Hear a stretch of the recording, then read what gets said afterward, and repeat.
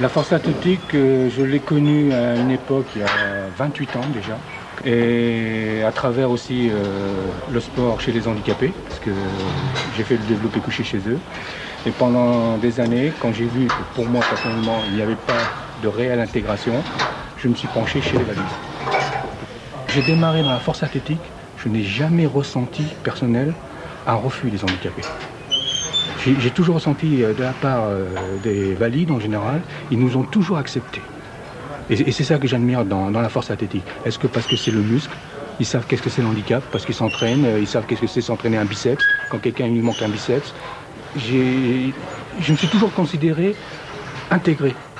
Sauf toujours les mauvaises langues, à partir du moment qu'on est premier, il y a toujours une excuse, oui, soit il est shooté, ou soit oui, mais il est handicapé, il a avantage au poids de corps. Enfin ça c'est faux, c'est pas une question d'avantage de poids de corps. Hein.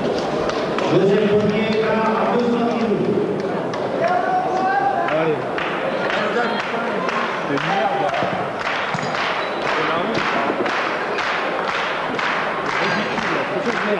merde. Regarde, hein.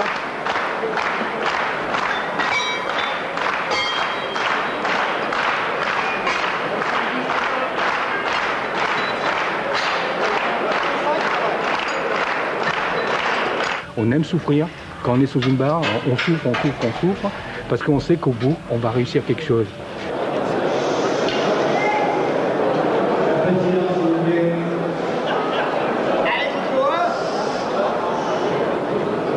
Avant, j'aimais bien faire des championnats pour les petites médailles, comme tout jeune.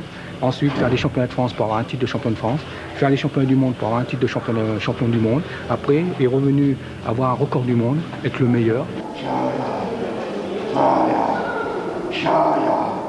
Quand je suis en entraînement, j'ai une barre à 200, que je sois un championnat du monde, ou un championnat départemental, ou un championnat régional, j'en ai rien à foutre. Où je trouve le plaisir, c'est au moment où j'ai les 200, et je vais l'affronter cette barre. Comme quelqu'un, il a un taureau en face, il dit il faut que je la fasse cette barre. Et cette sensation au fond de soi-même, pousser la barre, et quand je la réussis, je suis heureux. Je suis comme l'air, je suis libre, et je me sens bien plus léger.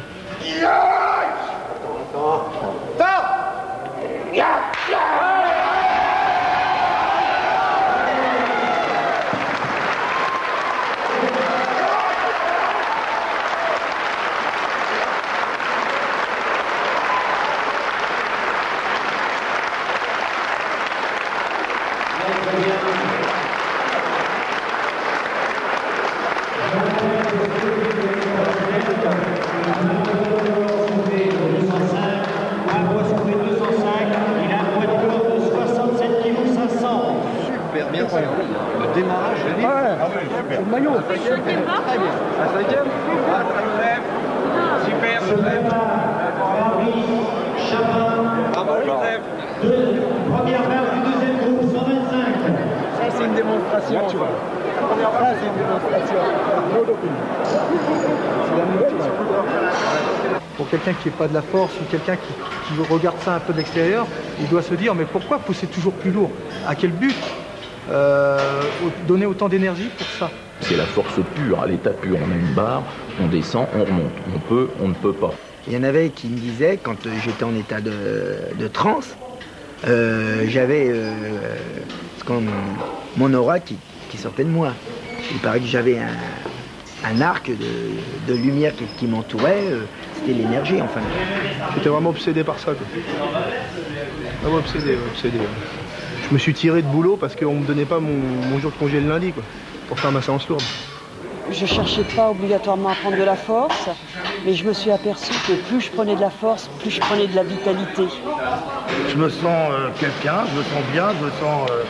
je viens pas faire de la force, ça va pas, je me sens pas bien. J'ai besoin de ça, j'ai rien pour vivre à la limite.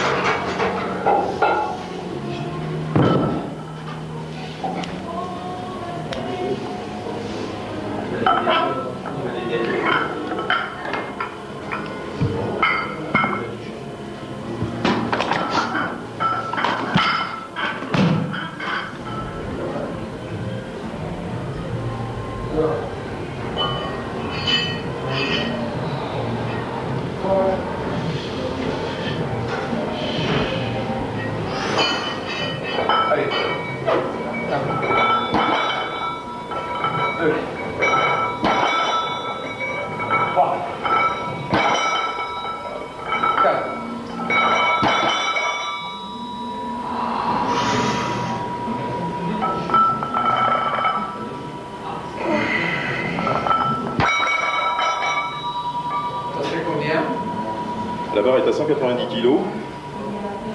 C'est l'objectif du jour. Alors, je suis en train de faire du soulevé de terre, qui est le 3e mouvement en compétition de force. C'est ce mouvement qui termine les compétitions et en général, c'est celui qui décide de la victoire ou de la défaite.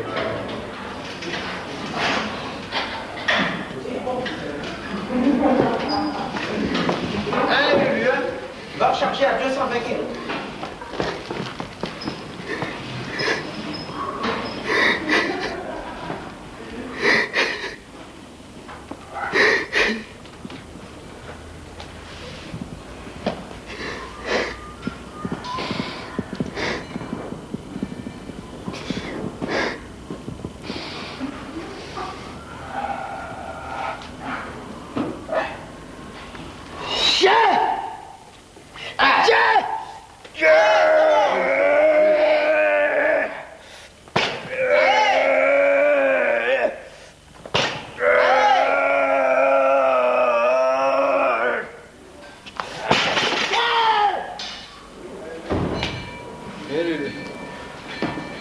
Tu vois, je l'avais dit. Je savais qu'il allait le sculpter. C'est la guerre, hein. C'est le premier, c'est la première place. L'objectif, c'est la première place. La 2e place, elle est déjà moins intéressante. La 3e, beaucoup moins. Quant à la 4e, elle n'existe pas, quoi. Elle ne doit pas exister. Dans la tête, c'est l'objectif premier, c'est la première place. C'est payé combien la première place? La première place, c'est payé rien du tout. C'est payé une poignée de main.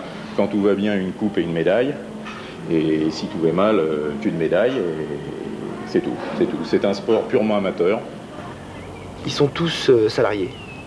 Tous les athlètes, les athlètes de plus haut niveau qu'on a à l'heure actuelle, je pense à Cyril Maré d'Auxerre, il a un métier, il est soudeur je crois, donc il va travailler dans la journée et il s'entraîne le soir. Et puis quand il part dans les championnats internationaux, eh bien il prend des jours sur ses vacances. Il est effrayé quand même. La fédération lui paye son transport, le couchage et la nourriture pendant ses championnats. Mais sinon, on lui donne rien du tout. Pas l'équipement. On lui donne un survêtement.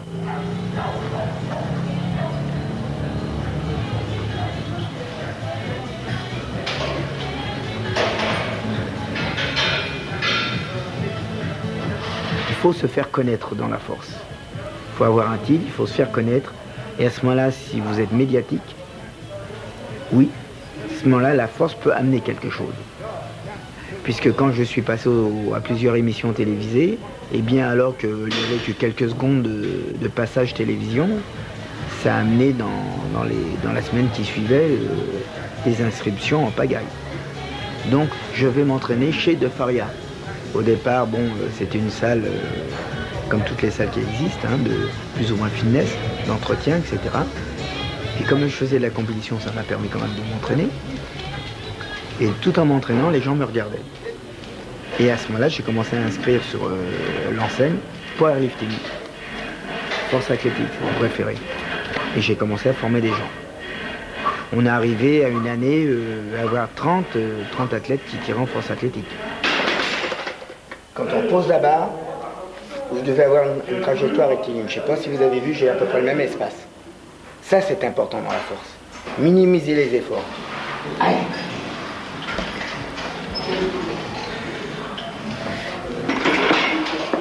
Allez, Philippe, hein? La tête haute, hein, Philippe. Bien tendu, hein. Passe-toi bien, t'as les jambes.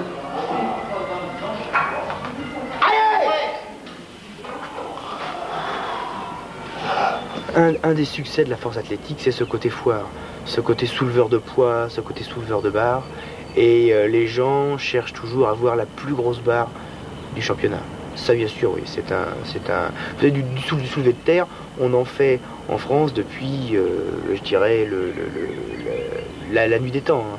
Enfin, la nuit des temps. Dans l'Antiquité, le fameux essieu d'Apollon, il fallait le soulever. C'était du soulevé de terre. Allez, allez, c'est bon, tire, tire.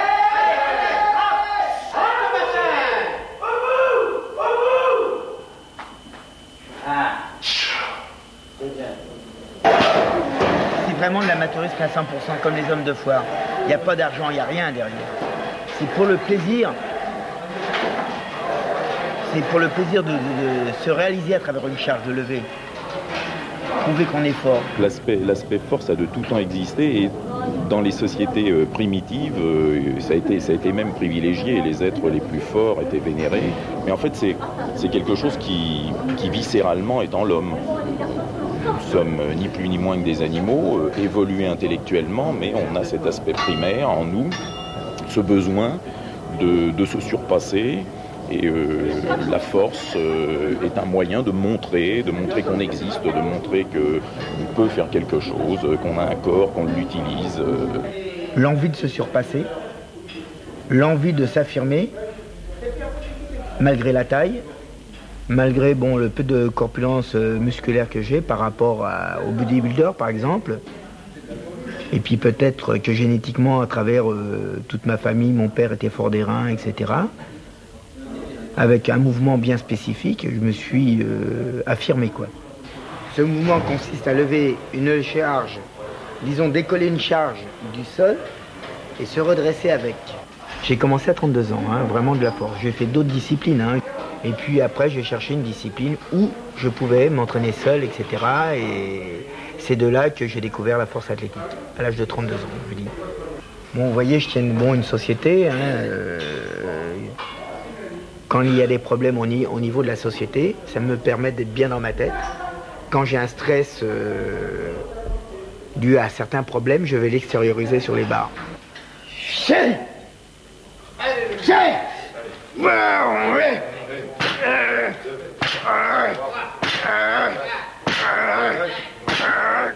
Aucune tension, on se relâche pleinement, bon contrôle de la respiration. Ici, moi, j'interviens en tant que prof sur la musculation et sur les cours collectifs. Ça fait un certain nombre d'années, ça doit faire maintenant une vingtaine d'années que je fais ça dans différentes salles. Celle-ci, ça fait maintenant 10 ans. Moi, la première image que j'ai du muscle, c'est Steve Reeve.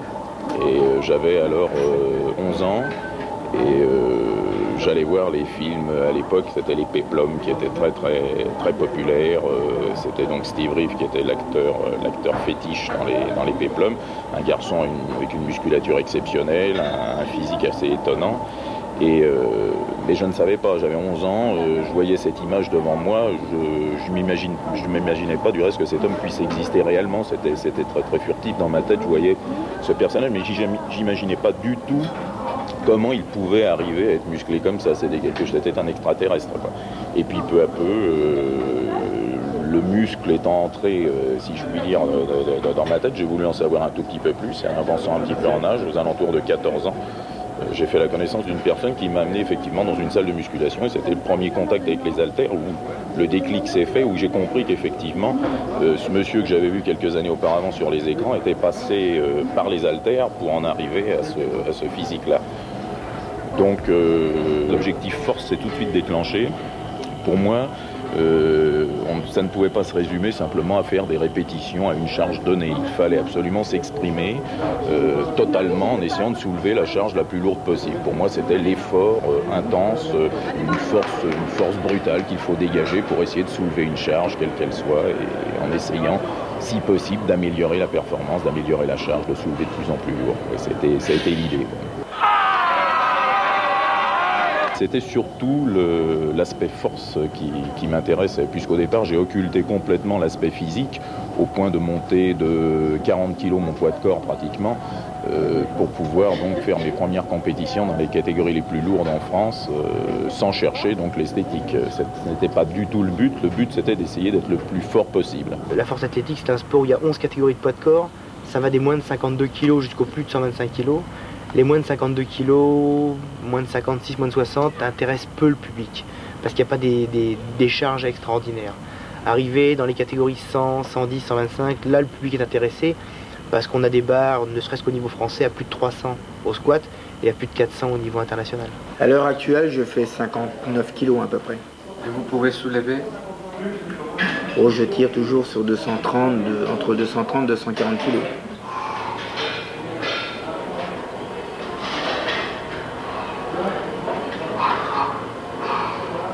Donc là, je suis dans une phase de préparation. Je passe sur des barres intermédiaires. Je fonctionne sur un cycle en pourcentage.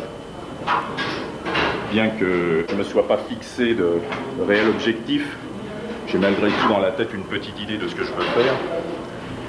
Et en fonction de cette petite idée, j'adapte un petit peu l'entraînement en fonction de ma vie, alors qu'effectivement, il y a quelques années, il y a une dizaine d'années de ça, une quinzaine d'années, j'adaptais ma vie à l'entraînement, ce n'était pas tout à fait pareil. L'objectif premier, c'était d'arriver à l'entraînement en pleine possession des moyens et d'arriver à réaliser mes performances pour un objectif précis qui était au niveau national d'être le meilleur. Donc j'essayais autour de réorienter les choses pour que ma vie professionnelle, ma vie sentimentale ne contrarie pas trop l'activité sport que j'avais à plus haut niveau à l'époque.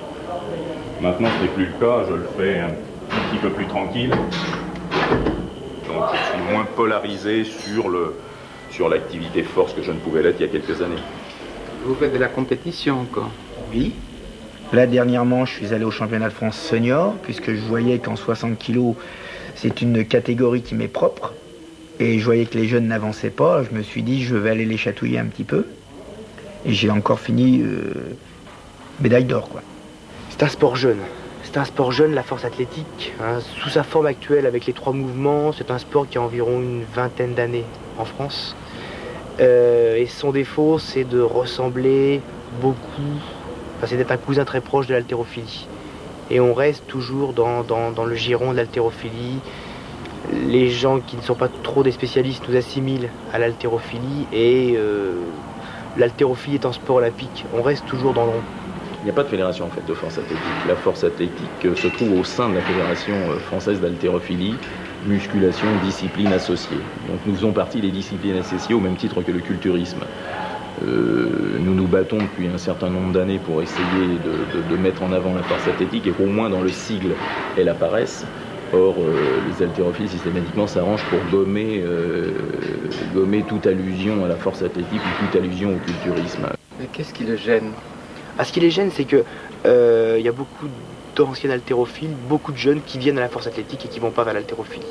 L'haltérophilie, c'est un sport très noble, mais c'est un sport très dur. C'est un sport très technique. Souvent, les jeunes, les nouvelles générations n'ont pas la patience d'apprendre cette technique et donc s'orientent plus naturellement vers des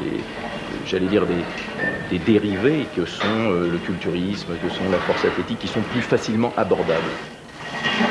Le culturiste pratique dans le but d'une hypertrophie musculaire, visant à se présenter sur une scène. Il y a une notation qui est donnée par un jury, un certain nombre d'arbitres qui sont là et de juges, qui jugent donc uniquement l'esthétique. Or nous sommes jugés essentiellement sur 3 mouvements de force, en essayant donc de soulever le plus lourd et en totalisant la charge maximale sur les 3 mouvements additionnels. En force athlétique, il n'y a pas beaucoup de technique par rapport à l'haltérophilie. Quelqu'un qui est fort naturellement, il sera quasiment toujours bon en force athlétique, alors que l'haltérophilie, c'est pas vrai. Quelqu'un qui est fort mais qui n'a pas de technique, il n'aura pas des bons résultats en haltérophilie. Avant de savoir passer sous une barre, il faut des mois, parfois des années de pratique. Alors que chez nous, c'est pas du tout pareil. Chez nous, quelqu'un qui a un potentiel musculaire important déjà, quand il arrive, très vite, il peut avoir de bons résultats en force athlétique. Et donc, il y a le côté ludique, le côté plaisir du sport qui est beaucoup plus développé chez nous. Allez, vas-y, allez, allez, doucement, allez, avance les pieds, laisse les fesses. Allez, comme un fou, allez, ça monte. Oui, encore, bouge plus. Accompagne. C'est pour ça que on a de plus en plus de gens qui viennent à la force et un public de plus en plus nombreux également qui s'intéresse à la force. C'est plus facilement palpable pour le public. Un squat en force ou un soulevé de terre en force qui se fait à la limite en montant millimètre par millimètre, le public a le temps de s'investir totalement là-dedans et de participer, taper dans les mains, hurler pour essayer de soutenir la tête, pour essayer de lui faire réaliser la performance. C'est tout de suite appréhendable par les gens qui sont dans le public. Ils comprennent tout de suite à quoi ils ont affaire et voient tout de suite où on veut en venir. Ce qui n'est pas tout à fait le cas de l'haltérophilie. Le matériel est sensiblement le même. Vous avez une barre de 20 kg, avec un diamètre par contre qui est supérieur à celle de l'haltérophilie, qui est de 29 au lieu de 28. Pourquoi? Vu les charges que nous montons, nous sommes obligés d'avoir une barre le plus raide possible. Alors qu'en haltérophilie, vous avez une barre qui doit être le plus souple possible. Pourquoi? Pour se servir de l'accélération pour pouvoir épauler une barre. Alors que nous, c'est tout le contraire. La force donc est basée sur des exercices plus statiques, obligeants, pas nécessairement, mais obligeants à un travail beaucoup plus lent. Vu de l'extérieur, ça paraît effectivement très très lent. Quand on voit la réalisation d'un squat au maximum de la performance réalisable, il est évident qu'on a l'impression que la personne travaille au ralenti. Il n'en est rien, parce qu'à l'intérieur, il y a des impulsions au niveau du système neuromusculaire qui sont données, qui sont absolument invraisemblables. C'est une explosion atomique à l'intérieur du corps humain.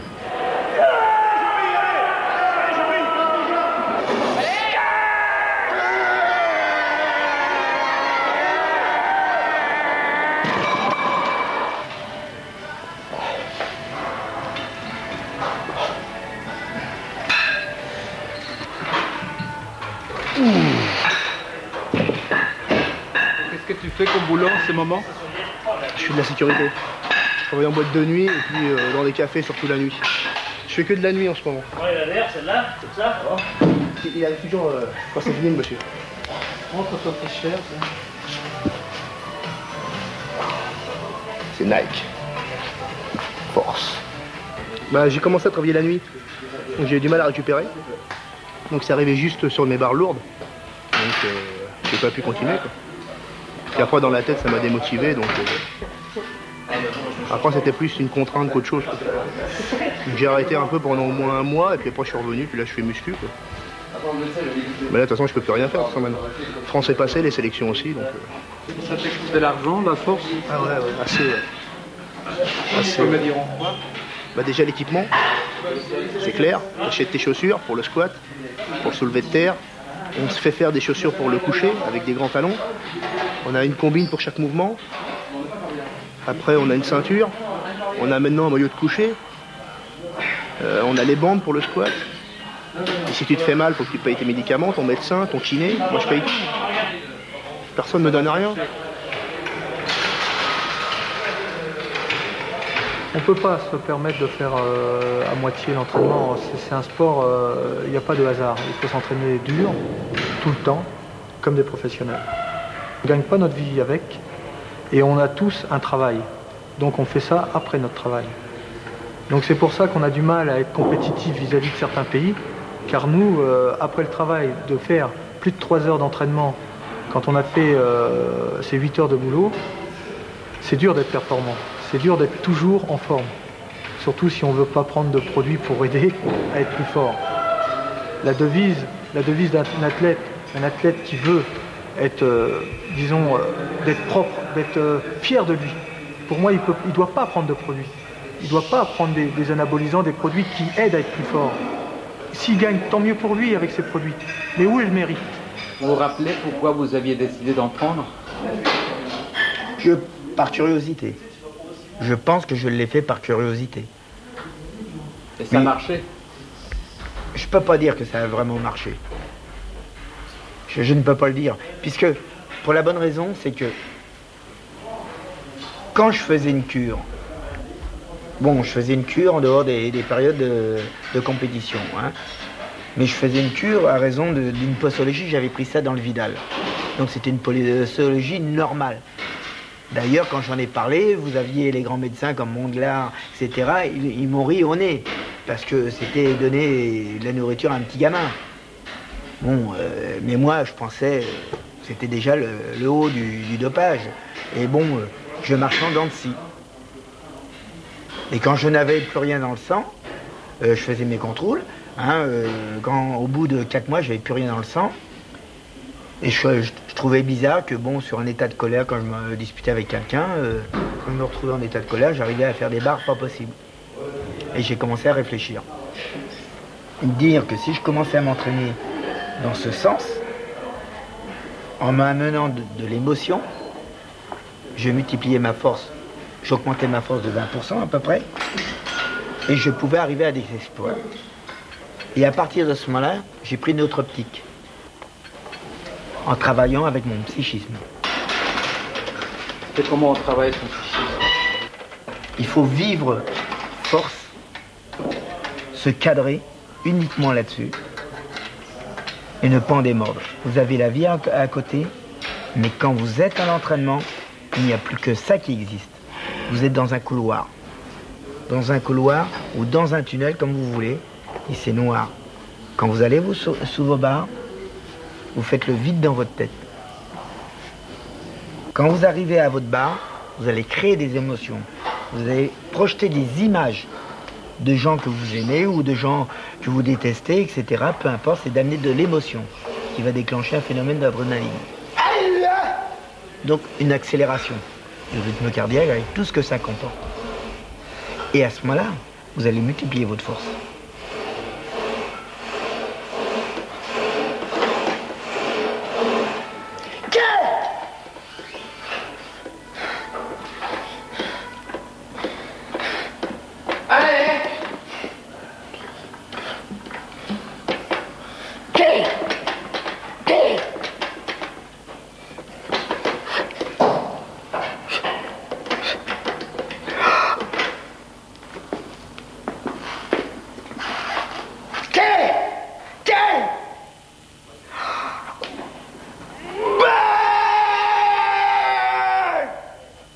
Le problème, c'est que quand tu es dans un état comme ça, tu n'as pas le droit à l'erreur technique. Tu n'as pas le droit. Parce que dès que tu as des paramètres dans ta tête, c'est fixé, tu as un triangle. Au moment où tu recules, tu as ton triangle. Si jamais tu fausses ce triangle, tes données dans ta tête ne sont plus bonnes. Hop, tu changes la vision. C'est fini. Là, tu vas t'esquinter. Ramasser en dos, tu peux ramasser en dos comme ça. C'est pas un problème, tu restes dans l'axe. Si tu décales, c'est foutu. Il faut que tu sois toujours dans ton couloir. Voilà, je suis dans mon couloir, j'ai mon triangle, j'ai mon image qui est faite dans ma tête. Hein, je sais pas comment je pourrais t'expliquer. Je vois des images triangulaires dans les films de science-fiction, etc., qui représentent une certaine force, etc., comme delta, gamma, etc. Bon, et ben c'est un peu ça. Dans ma tête, c'est ça. Tu as, on peut appeler ça Dieu si tu veux en haut, hein, qui est là, qui te regarde, qui est dans l'axe. Quand tu changes de vision, il ne te voit plus. Tant que tu es dans l'axe, tu es capable de faire n'importe quoi.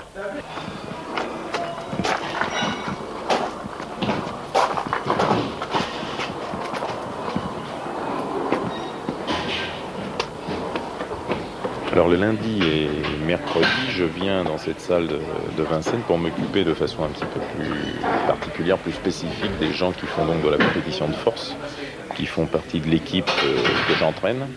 Donc il y a un groupe ici d'une vingtaine d'unités qui travaillent à différents niveaux pour les compétitions qui nous sont proposées sur le calendrier.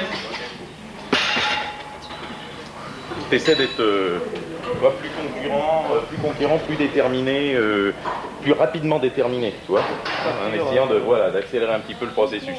Pas rester trop longtemps, tu vois, chercher à tirer la barre. Ça sert à rien en plus de s'énerver sur la barre, ça c'est de l'énergie de perdu.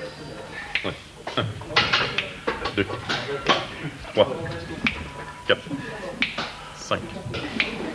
Là maintenant, voilà, c'est ça. Tiens ton dos, inspire bien. Allez. Ok. Allez. Ok. Un petit peu de power. Enfin, j'ai un certain nombre de personnes qui ont des activités un petit peu diverses, hein, qui arrivent d'un petit peu toutes les catégories socio-professionnelles. Il n'y a pas de...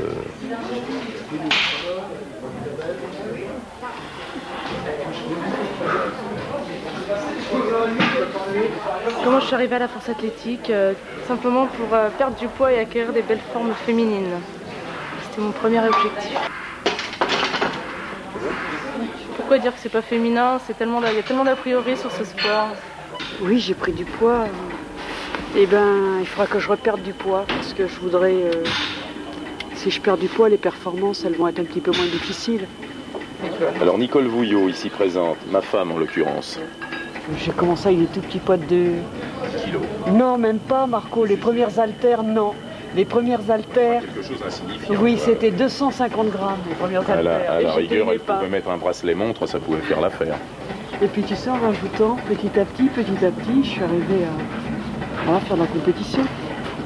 Moi, par exemple, souvent, je me suis rendu compte que physiquement, la force, je l'avais, mais c'était dans mon mental que j'étais pas assez forte. J'ai surmonté ça par une autre peur. Ça, Marco, il le sait pas. Parce que, au début, je vais dire, parce que Marco, quand j'étais dans un programme pour, par exemple, faire des sélections, des championnats de France, éventuellement avoir un podium, les barres, elles montaient, et puis à un moment donné, j'avais peur parce que c'est une souffrance. Déjà, j'avais peur de la souffrance. J'avais peur de la blessure. Et donc, quand j'arrivais devant la barre, je me dis, oh là là, qu'est-ce que ça va me faire mal. Je savais que ça allait me faire mal. Et puis, quand les barres, elles devenaient un petit peu extrêmes, je me disais, pourvu que je me fasse pas mal au dos, par exemple. Et puis, comme j'avais Marco qui gueulait derrière, qui me disait, oui, mais la sélection, c'est tel total, faut que tu y arrives. Et la peur de me faire engueuler, elle était plus forte que la peur de la souffrance à un moment donné, tu vois. Du coup, j'oubliais la souffrance, j'oubliais la blessure et tout. Je disais, il ne faut pas que je me fasse engueuler, puis voilà. Tu vois, par une autre peur, j'ai annihilé. Et puis après, il y a le travail qui arrive, et après, c'est ton corps, ta tête et tout, progressivement, sans que tu t'en rendes compte, et ben, elle s'entraîne, les choses s'enregistrent. Tu souffres moins. Pour souffrir, il va falloir que tu soulèves, tu vois, plus lourd. Il y a une adaptation aussi à la douleur. Au début, 100 kilos, ça va te faire mal. Et puis après, 100 kilos, ça te fait plus mal. C'est 150 kilos qui vont te faire mal. Et donc, il avait raison de t'engueuler? Oui, il avait raison en tant qu'entraîneur, parce que mon objectif, c'était de vouloir gagner les championnats de France. Et... c'était sa méthode. Lui, t'as des gens qui ont des méthodes douces. Lui, il a une méthode dure. Et quand lui, il était en train de préparer quelque chose? Quelquefois, c'était difficile parce que j'arrivais pas... parce que moi, j'avais pas la même approche de la compétition que lui. Marco, lui, c'est il faut gagner. Lui, Marco, il admettait pas de perdre. Lui, il admettait de perdre si jamais il avait donné tout le meilleur de lui-même. Mais quand il voyait qu'il n'arrivait pas à donner le meilleur de lui-même, alors là, il devenait irascible. Et je comprenais pas cette motivation, cette rage de vaincre qu'il avait. Puis il aimait ça, c'était sa passion, tu vois. Alors que moi, je suis arrivée, j'ai fait de la compétition parce que je suis devenue forte malgré moi. Parce qu'au départ, je cherchais pas à être fort. J'ai été chercher au plus profond pour arriver à lui faire des barres qu'elle n'envisageait même pas d'ailleurs, que ça lui vraisemblablement, même pas l'esprit. Voilà, ça lui effleurait même pas l'esprit. Non, parce que tu vois... Disons, j'étais exigeant. Oui, c'est-à-dire qu'il m'engueulait bien pendant l'entraînement, mais une fois que c'était fini et tout, qu'on se retrouvait tous les deux à la maison, c'était tout le contraire, tu vois, c'était encore plus d'affection parce qu'il devait avoir des remords.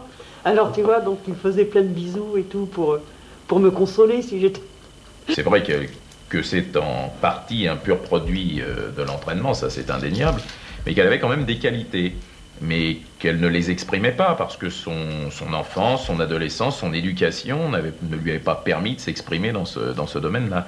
Donc moi je lui donnais la possibilité de s'exprimer dans le domaine sportif, donc je prenais en charge une autre éducation, une éducation sportive, que j'essayais de pousser le plus loin possible. Ah là là, c'était terrible. C'était terrible. Ça allait très loin, puisque ça allait parfois parce que des fois, je pleurais. à des pleurs. Hein. Disons que je ne suis pas un tendre, et c'est vrai que je demandais à ma femme quelque chose de plus que les autres. J'avais moins de patience avec elle, je ne l'ai jamais félicitée. Elle avait un entraînement très dur. Alors, moi, je travaillais en équipe. Donc on se voyait très peu. Quand elle me marquait des mots à l'entraînement, je lui disais « peut mieux faire ». Jamais un compliment. Quand elle me loupait une barre en compétition, c'était le feu d'enfer chez moi, quoi. C'était net. Mais une fois que la compétition était passée, qu'on rentrait, bon, on en parlait. Mais c'est vrai que j'étais aigri. C'est vrai. Je pense que ça peut détruire quelque chose parmi l'entente conjugale. Ça, je le pense. Comme je me faisais mal moi-même, je demandais beaucoup à moi-même, Et j'estimais que ma conjointe devait quelque part, c'est du narcissisme un peu, me ressembler. Mais ça lui a donné une force de volonté, puisqu'elle pratique le yoga à l'heure actuelle, qui lui a permis de faire des expériences dans le yoga, de dédoublement, etc., grâce à sa volonté, qu'elle a acquis à la force. Ça, c'est né. Vous avez parlé de ça? Oui, c'est ce qui fait un peu notre terrain de désaccord. Elle ne peut plus sentir maintenant le powerlifting, ça c'est net. Si elle a quitté, elle le faisait pour moi, mais bon, moi je pensais qu'elle le faisait pour elle. Ça me faisait plaisir, c'est vrai. Elle m'enroulait mes bandes et tout cela, mais ça a été un terrain de séparation.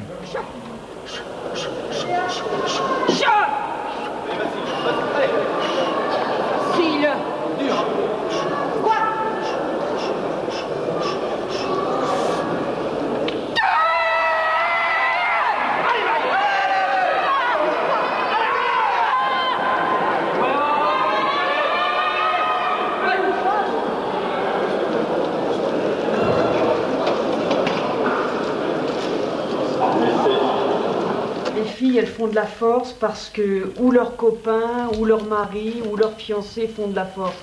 C'est rare des filles qui font de la force, qui viennent toutes seules, hein, Marco. Ça doit sûrement exister maintenant, parce qu'il y a le père, il y a toujours quelqu'un, il y a toujours un homme, j'ai remarqué. Ou le père, ou le frère, ou le copain, ou... Toujours quelqu'un qui agit comme catalyseur, quoi, qui déclenche un petit peu la personne. Mais... Se prépare, Ziani, Grosjean, Ville.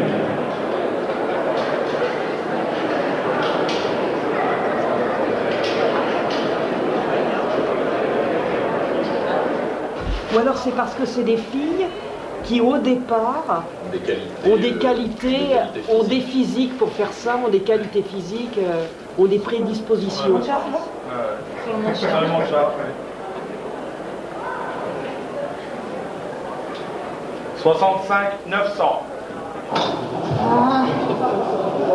Gounet, 77 kg 500. Bon. Se prépare Brunet, Leroy et... Ça marche.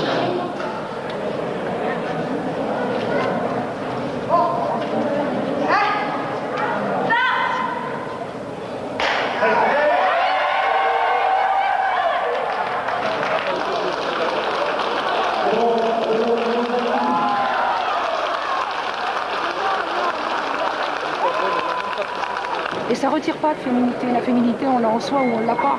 Il y a des filles qui font du ping-pong et qui sont moins féminines que des filles qui soulèvent de la fonte. Donc, et je suis maman, il y a beaucoup de mamans ici. C'est quelque chose de formidable. C'est un choix. 1, 2, 3. Allez, couloir, tendu les bras. Allez, réaction. Allez, tu as fini, continue. Mieux que tout à l'heure. Ouais, Mieux. c'est mieux que tout à l'heure. C'est pas ce que j'ai fait. T'as hésité, j'ai fait ça avec le doigt, j'ai fait remise. Hein, il y a quoi? Il y a 5000, hein. C'est pas grand chose, 5 mm, il n'y a pas 1 centimètre, hein. Et t'as vu que tu l'as fini. Ah ouais, c'est à la poussée qui continue à la... Je suis mariée, j'ai 2 enfants. Qu'est-ce qu'ils disent, eux? Ils sont assez fiers finalement. Ils sont assez contents que j'arrive à pousser ces poids, cette barre aussi lourde. Ils m'encouragent, ils viennent de temps en temps me voir. Et ils sont contents que leur mère arrive à faire ça. J'en parle pas trop à mon travail parce que je sais pas si les gens comprendraient la motivation que je peux avoir à soulever des barres, tout bêtement.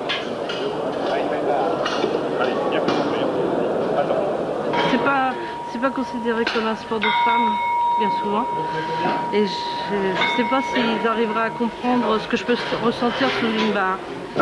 Et c'est difficile à faire passer. Je crois qu'on exprime notre existence aussi, notre existence à travers une discipline sportive, en essayant peut-être de marquer de notre empreinte la discipline, peut-être simplement au niveau de notre quartier, au niveau national, si tout va bien au niveau international. Je pense que c'est essayer de montrer qu'on existe, quoi, qu'on est là. Et la force, c'est un support. Ça peut être la force, ça peut être une autre discipline sportive, ça peut être, comme je vous l'ai dit, dans le domaine artistique. Je peux chanter ça, je peux soulever cette barre, je peux courir vite, je crois que c'est depuis que l'homme est l'homme. Le fait d'avoir choisi à ce moment-là une activité un peu plus médiatisée, un peu professionnelle. Oui, ça aurait pu se faire. Mais c'est ça qui nous plaisait. Mais je crois qu'on fonctionne un petit peu bizarrement. Je crois que le côté marginal de la discipline nous intéressait davantage. C'est le fait d'être complètement marginalisé, de n'avoir aucun support médiatique, tant sur le plan écrit que sur le plan filmé. Ça ne nous posait pas de réel problème, au contraire. Au contraire, on vivait un petit peu en vase clos. Sachant pertinemment que les bars que nous allions faire, les personnes qui allaient savoir très exactement que nous avions réalisé ces performances allaient se limiter à quelques centaines de personnes. Mais en fait, c'était des personnes qui elles-mêmes pratiquaient et qui comptaient donc pour nous. Donc là, on essayait de se faire reconnaître un petit peu par le milieu dans lequel on évoluait, qui était le milieu de la force. Et donc laisser une image, laisser quelque chose dans cette discipline.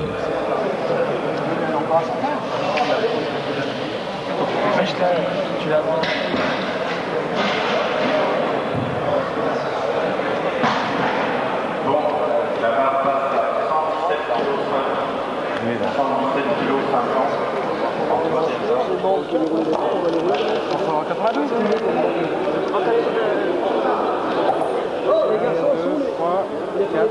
4. Ah, 1, 2, 3, 4, 5. Moi je les connais pas tous ces gars-là, tu les connais toi?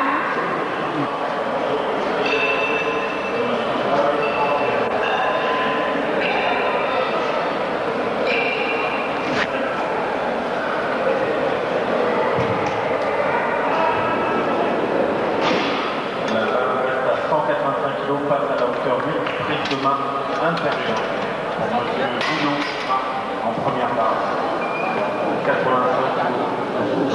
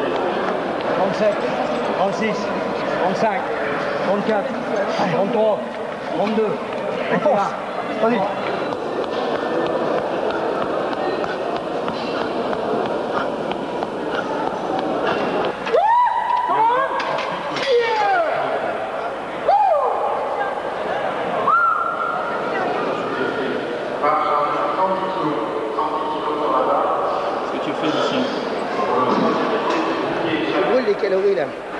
Je mets ma tête dans mon blouson pour faire comme un sauna. Avec la respiration de mon corps. Qui dégage une chaleur qui me permet de transpirer. Maintenant j'allais courir un peu pour apporter de l'oxygène. Tout à l'heure.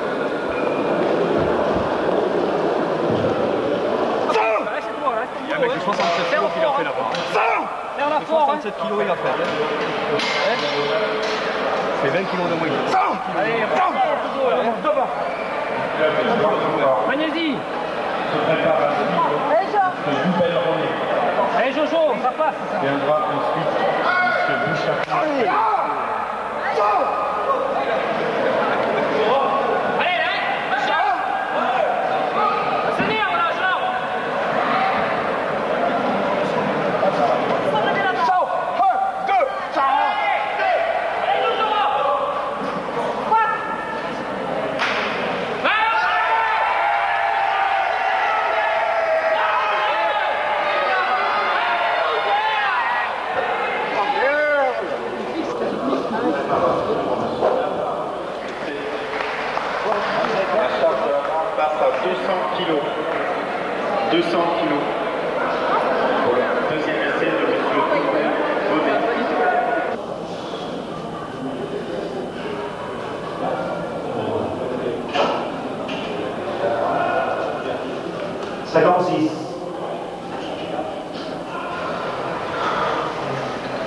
Les 5 grammes.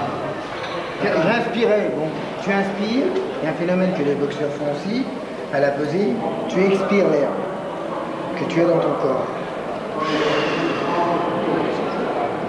Tout ce que tu as, tu fais le ventre plat, tu vides entièrement l'air. L'air a un certain poids quand tu inspires. T'es au poids?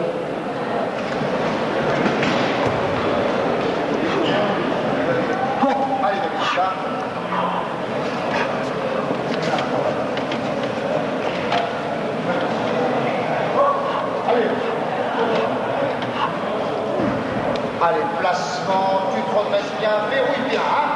Bien dressé. Allez, viens. Voilà. Allez, on fixe, on y va, hein?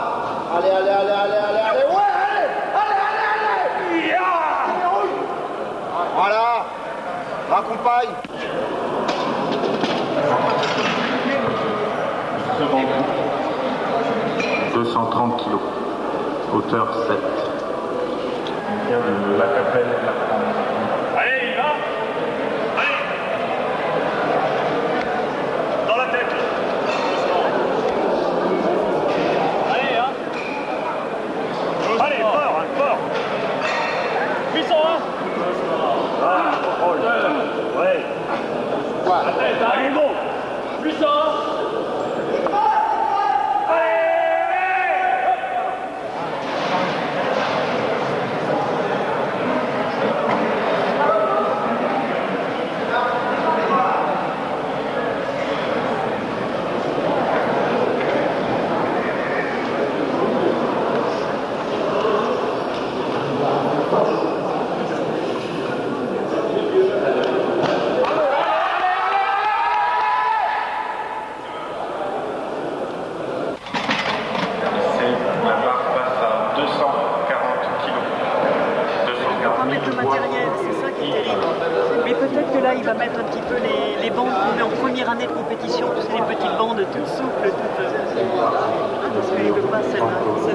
Elles sont mieux, celles-là.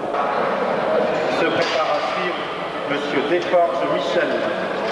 Viendra ensuite Monsieur Defarien Lucien. Là. 165 kg. Hauteur de barre 10. Allez. Tentative de record d'Europe. Je veux me créer un état de survie. Et tant je m'accroche à la vie, je ne veux pas mourir, c'est ce qui m'amène. Des émotions qui m'amènent mes larmes. Si tu les laisses partir, ces larmes, oui, l'énergie fuit. Par contre, si j'arrive à les contrôler, que ça perle simplement sur le dessus de la pupille, etc., hein, qu'il y ait une gouttelette à la rigueur, mais j'arrive à tout contrôler, alors là, oui. D'ailleurs, quand je deviens blême, ça y est, la voiture, elle part.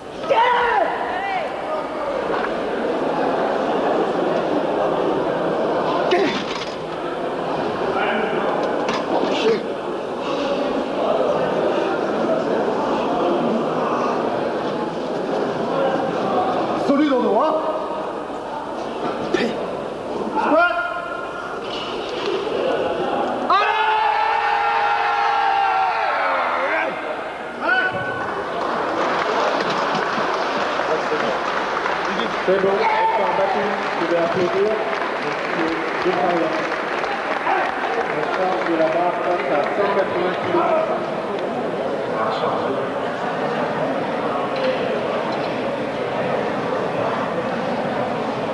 Et bien il a décidé de prendre 20 kilos de plus.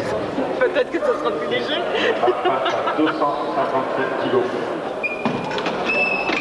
Viendra ensuite Monsieur Ouchy Stanislas. Tout de suite, Monsieur Bouillot, Marc, 220 kg, troisième barre chargée. Monsieur Nagui Yannick se prépare.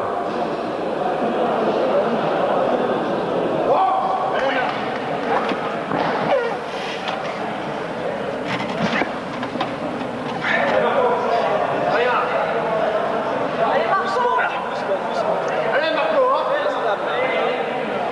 Bien les jambes. Alors, de la flexion tient bien le dos.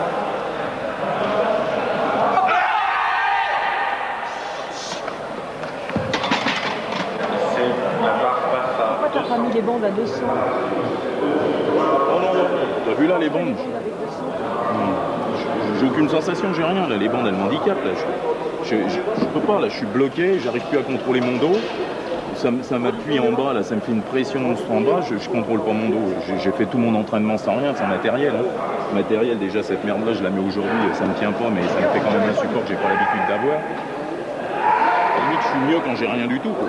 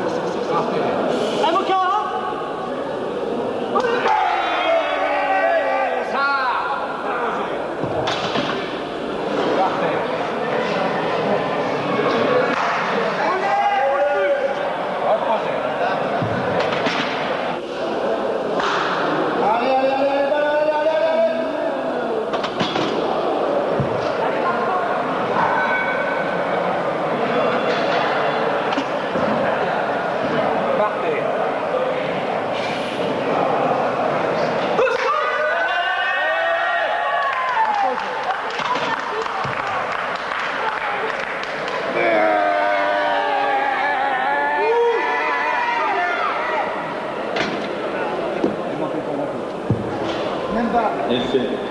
Barre chargée à 125 kg. Il la faut.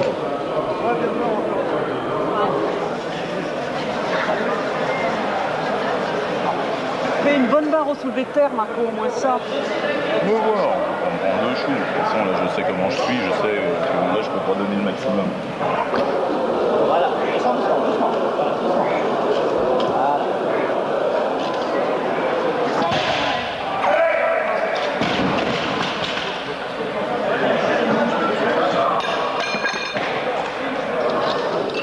Nouvelle tentative de record d'Europe à 212 kg 500. Monsieur De Faria tente d'améliorer son propre record dans la catégorie des 56 kg. Barre chargée. Barre chargée. Je joue un rôle. Je joue un rôle dont l'interprète est moi-même. Et que le thème est moi-même. Et la scène, c'est la barre. Donc il faut que je fasse plaisir à ma barre, il faut que je la lève.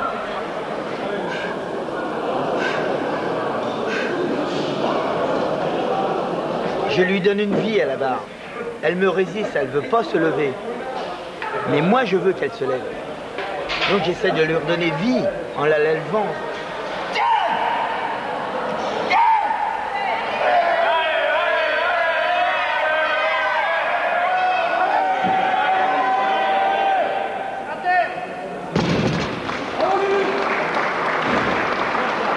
Bon, nouveau record d'Europe pour Monsieur De Faria, Lucien. Se prépare à suivre Monsieur Bouchard. Allez Daniel, hein. Ça va marcher. C'est pas la claque. Ce garçon, il est plus faible que Marco au squat et au coucher, on vient de le voir. Seulement, il débute à 2,60 au soulevé de terre. Et 2,60, ça va être sa première barre. Et à Marco, c'est son maxi, c'est sa troisième barre. C'est le garçon torse nu là, qui a les straps à la main. Il est en train d'écouter. 270 kg demandés en première voie, Monsieur Roux Jean-Claude. Se prépare à suivre Monsieur Birman Michel. Viendra ensuite Monsieur Legelou Dominique. Barre chargée. Voilà. Ça monte Daniel, hein. Allez, longtemps. Redresse-toi.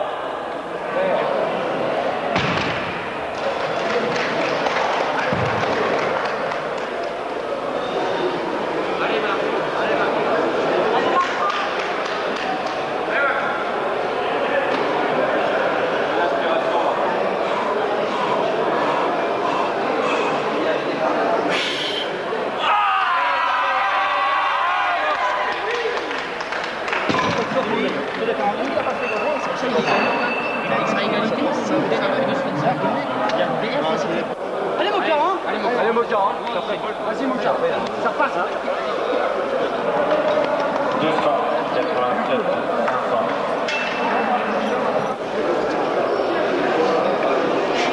La peau, Daniel, hein. Tout ça, Daniel, hein. Ouais. C'est bon. Allez, Daniel.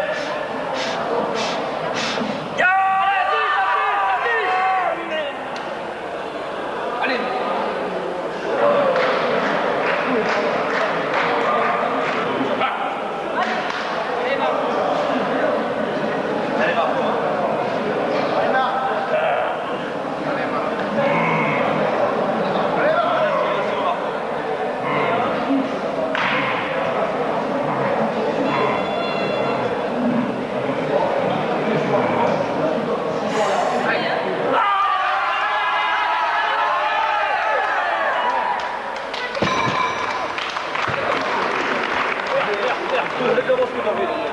Faire, c'est bien.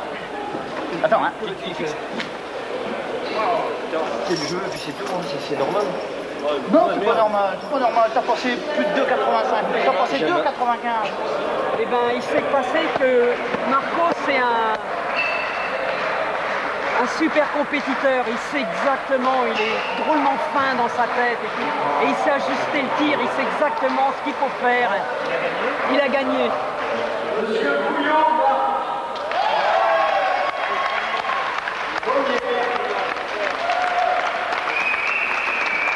avec un total de 557 kg 500.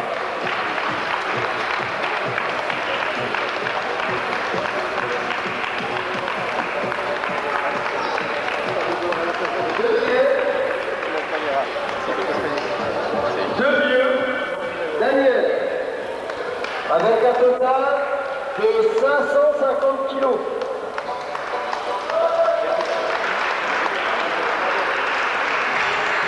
Troisième, le gelou, Dominique, avec un total de 550 kg. Il est battu par toi.